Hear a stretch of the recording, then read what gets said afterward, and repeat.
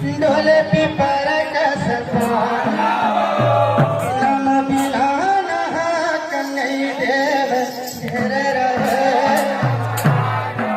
यमराज के बज कुटेला की लागे पवन बिछ के गुरुमुख पर लहक गए निबरा गई बहाया होत गे एक बार सब मिलकर बोला बोलिए पूज्य गुरु हंसदास बाबा की कैसे राजी डारे जगत की रचैया ये जगत और बड़ा भूल भूलैया ये जगत और बड़ा भूल भूलैया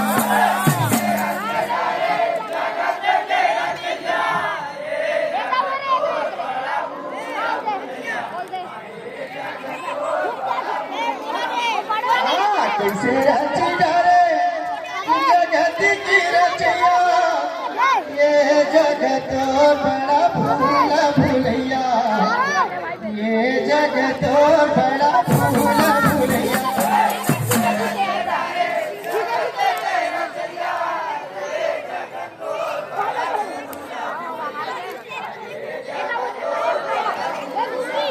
हाँ ये जगत बड़ा भूल भूलैया हाँ ये जगत बड़ा भूल भूलैया